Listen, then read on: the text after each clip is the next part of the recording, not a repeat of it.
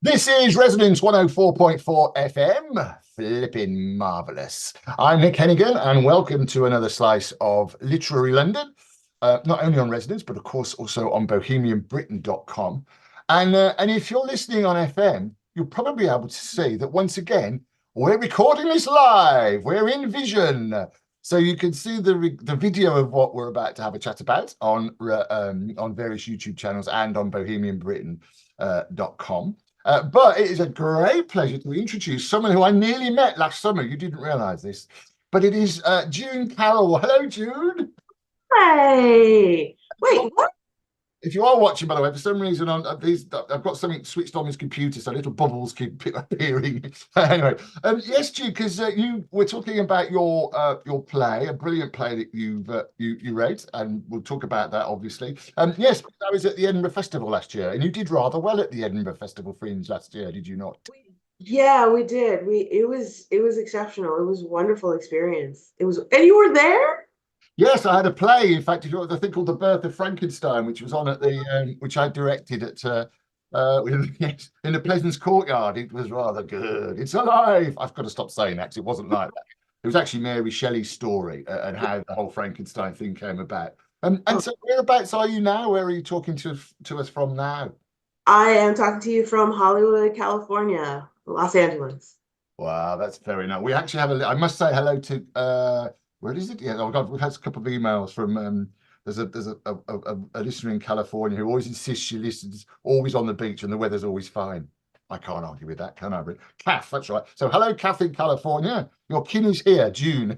So just tell us a bit about the play because I mean, it's done extremely well. You won a Fringe first. I see you have a quote from a friend of mine called Guy Masterson Yeah. who is also on bohemianbritain.com. I did a chat with him a few weeks ago. He plays all the characters in a version of A Christmas Carol, which I wrote and directed as well. And in fact, it was in New York. It was off Broadway in December last year. Um, Yeah. any friend of Guy's a friend of mine. So, so tell us about the play. I mean, tell us about the play because it's done really, really well, and it's a kind of a gloriously horrible subject, isn't it, in a sense? Yeah, it is. It's a hard subject. The basic premise is a police interview. A white officer has been involved in the shooting of an unarmed motorist, black motorist, during a traffic stop, and a his friend and colleague ends up doing the interview to try and suss out what happened. And what ends up happening is their relationship we sort of like watch their relationship fall apart as a result of things that she learns and that he learns about things they learn about each other. Yeah. And it's sort of based around, I mean, because everyone knows about the George Floyd thing. I mean that went around the world. And of course in Britain, in England, just today we're filming this, we're recording this in February. Uh, these things hang around for a long time. February 2024. I had to think them for a moment. And there's the terrible news today about Sarah Everard, who was a woman who was killed, a white woman killed by a police officer in London, who was basically the news has been released today that he should never have been a police officer. The system failed to the point where he was. There were so many little red flags that were never noticed. And I guess it must. I mean, as a sort of a white bloke, I'd say middle-aged, towards the end of middle age now. It's hard for an for us to understand the concept of racism. I mean, having said that, I mean, I grew up in Birmingham, and someone said to me a little while ago, we run the Maverick Theatre Companies. You can probably see if you're watching behind all the paraphernalia. That's where I am now. I'm in their world corporate headquarters, or yes, broom cupboard as it's better known. And someone commented about our first youth group that we did in Birmingham in the English Midlands was a real mix of races and characters. And someone actually commented to me and said, how on earth did you get that profile? And I kind of said, well, it's our locality, these are the people that live here. But it's sort of, and I also, it's been sort of jumped on as well as some sort of left-wing conspiracy. And it must be, well, I mean, the reason for doing this, I hope it's not too horribly personal for you. You haven't had to, but I guess everyone suffers kind of prejudice. My folks were Irish, and for years there were Right. signs, yeah, I mean in Birmingham when my granddad tried to get a place, I mean, there were signs saying no blacks, no dogs, no Irish. And Wow. that's not that long ago, is it really, in a sense? So No. what is the reality? What's the reality been like for you? I mean, I'll put it this way. During lockdown, the street that I used to live on, people would sort of make their escape and try and walk in pods and or walk alone just to get out of the house. And would be it would be like you walked into a store holding a, I mean, I hate to say it, holding a bomb vest. I would walk and people would give me the smile that is, oh, I approve that you're here, or the double take of what are you doing here? And um, you know, I suppose it had evolved because when I was younger, it was, I'd be going for a walk and a mother would grab their little child's hand and like sort of yank them back, or you could hear car doors locking as you were walking past them. Um, I think that with what happened with George Floyd, it got, except suddenly there was proof. People of color were saying, this is our experience, but you couldn't prove it. You couldn't prove that encounters with the police were different. And then George Floyd happened. And it had happened a million times before, but like with Rodney King, you know, when people were saying, this is happening to us, without the visual proof, people were like, well, it can't be that bad. Or what did you do? What did they do? What did they, I mean, I remember in grad school, I was in my apartment and there was just this high pitched screaming coming from the street, and I'm alarmed. I'm thinking, oh my gosh, some poor woman is in trouble. So I call the police because that's what you do to try to help. And I was like, I don't know if I go outside because it could be something really dangerous and scary, but I'm going to call the police. The police come. It's these two big guys. This was in Rhode Island. These two big guys. Both of them have their nightsticks out. I open the door, and the look on their faces, just the the menace, and they're down beating their nightsticks, and they want to know what I'm doing there. They want to know, do I live there? Do I have ID? And I'm like, the woman can we get to the woman who's in trouble? I think I it's something that you just learn to. No, it's not something you learn to live with. It's something you learn to expect. And it comes from all quarters. And it's exhausting and it's infuriating. And then a George Floyd happens, and you're saying logical conclusion. Logical conclusion. So yeah. And I mean, I a part of the reason I knew that George Floyd was going to be a play. Then January 6th happened, and I knew what kind of a play it would be. And January the 6th was the invasion of the place in America, not Yes. city. I should know, sorry. Because I remember watching it on TV and thinking in real time, this is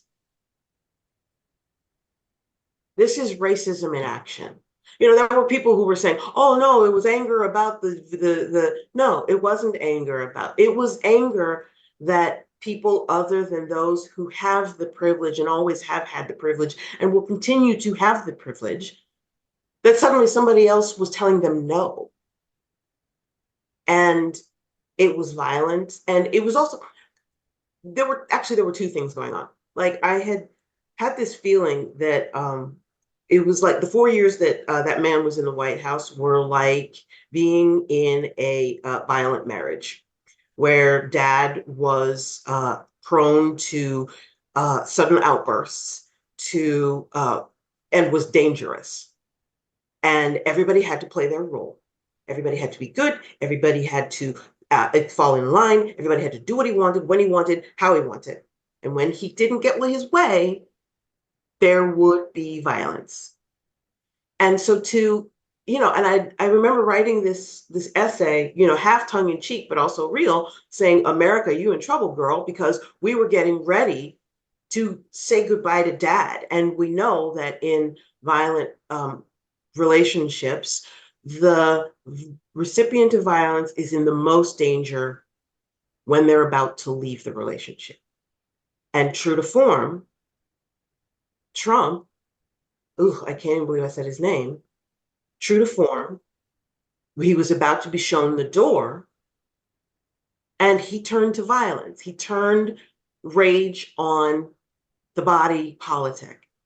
And I just, so these two things collided, and I I was lucky. I was in a writing group. I was invited to a writing group at a place called Echo Theater. Um, and I knew exactly what I was going to write. And so the play just kind of wrote itself. Just Yeah, kind I of. mean, it was. I mean, we obviously are not as involved as you are in this, but we saw all the scenes, and it was just. And I suppose there's I get with that, the kind of the history of. I found out quite interestingly, apropos of nothing, that there's the ambassadors to places, Commonwealth countries, the Yeah. old get more money than others, and apparently the ambassador in the States gets more money than other.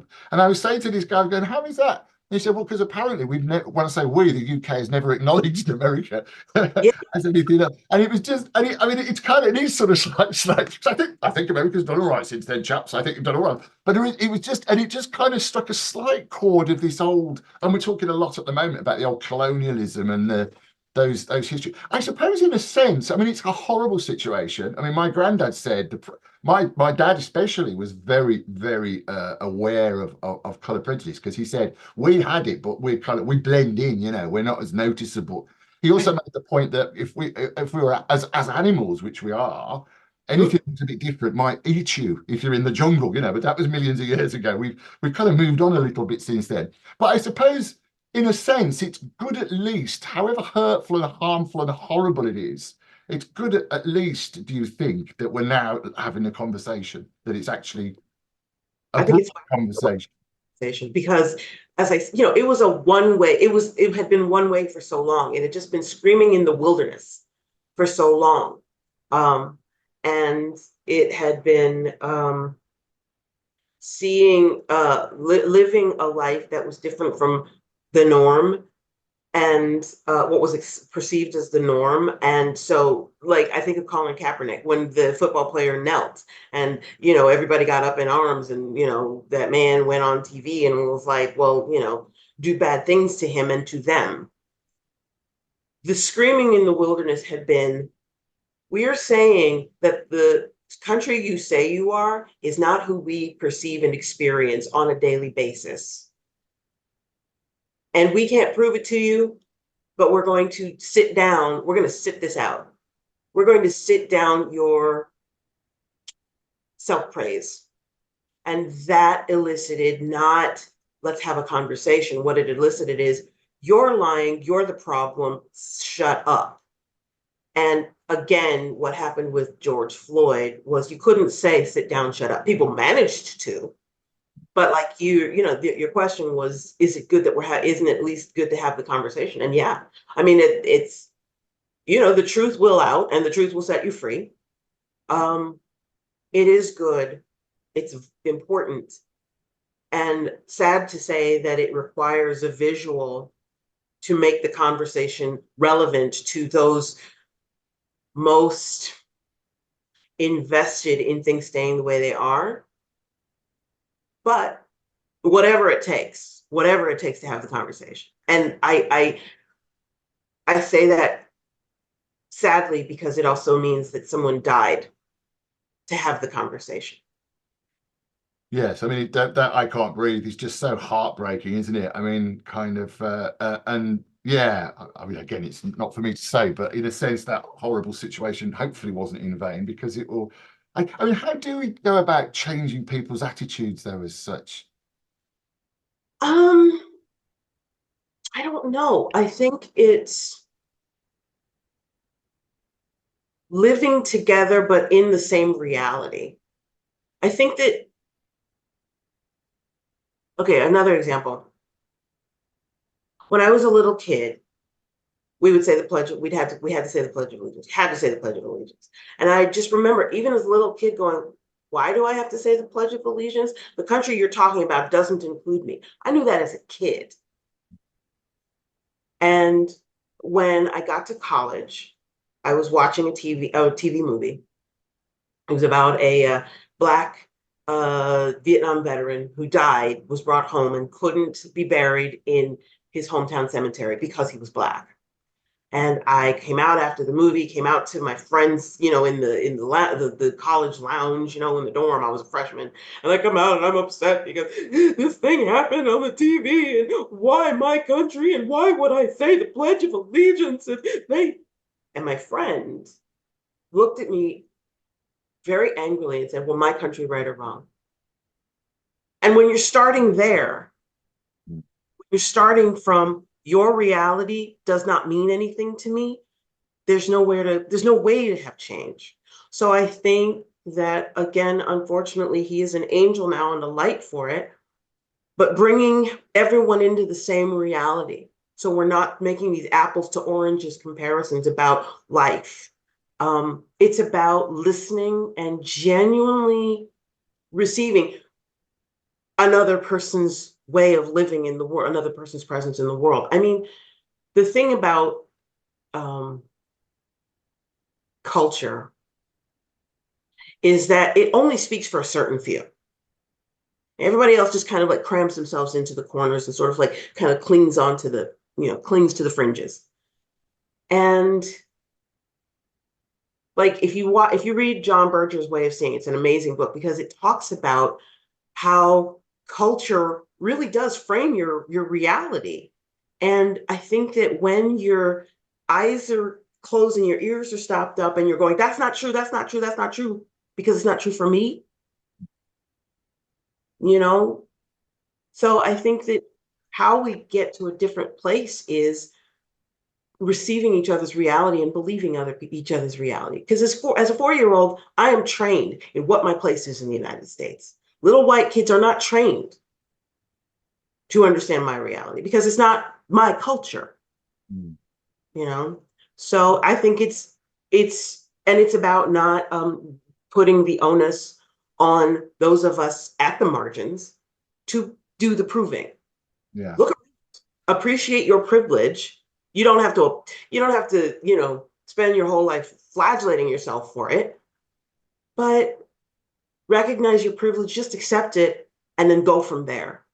Believe people when they tell you this hurts, and go from there.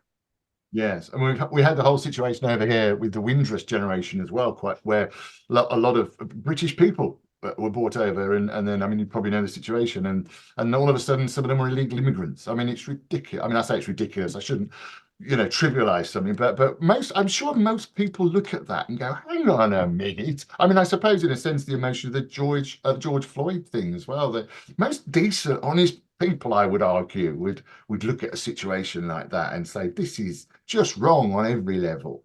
Yeah.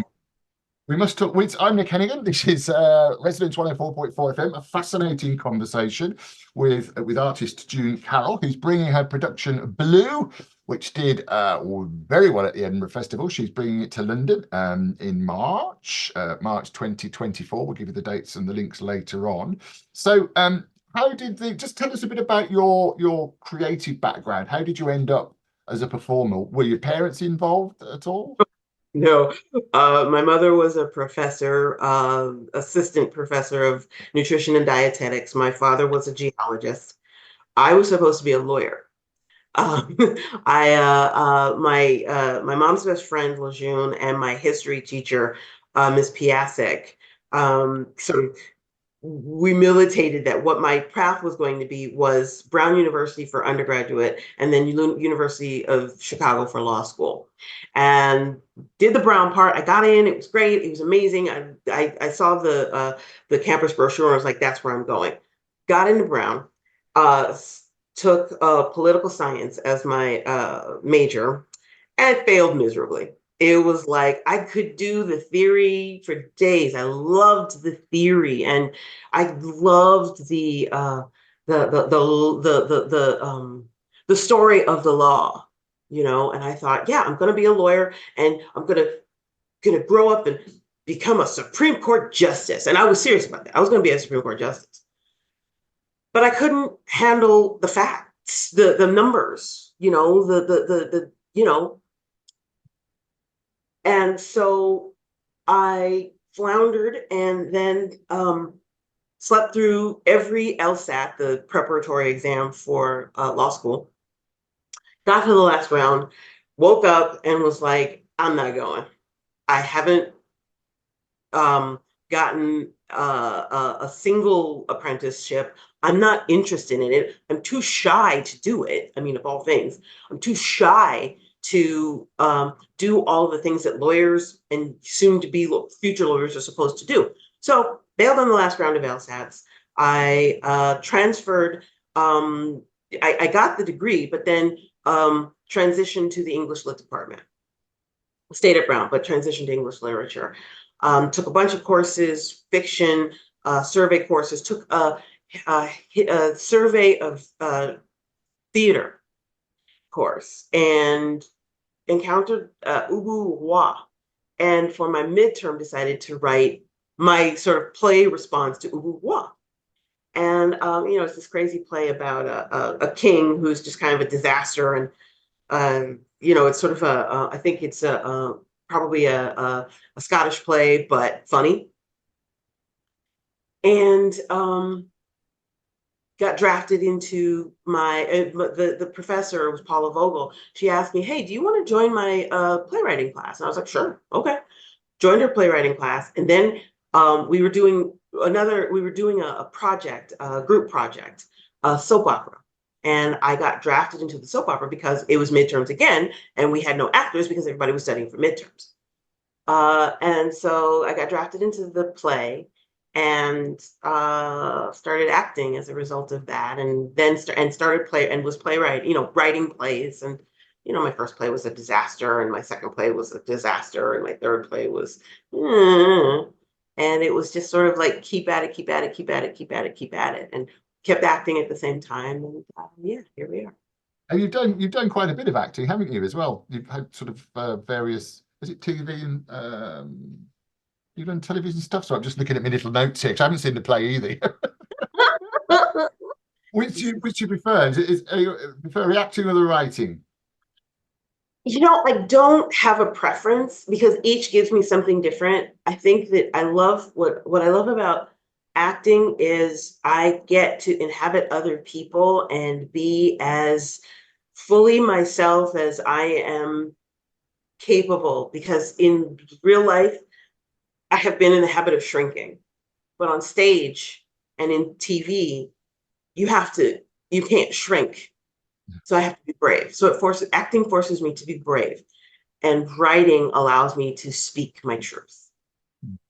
So. Yeah. And what's your writing process? We have a lot of writers that listen to this and watch this now. Of course, you can see us on bohemianbritain.com and also on various YouTube channels. It's got a lovely mural behind her. Mural? What do you call it? Paintings, artworks behind her. So what's your writing process, and do you use any particular tools?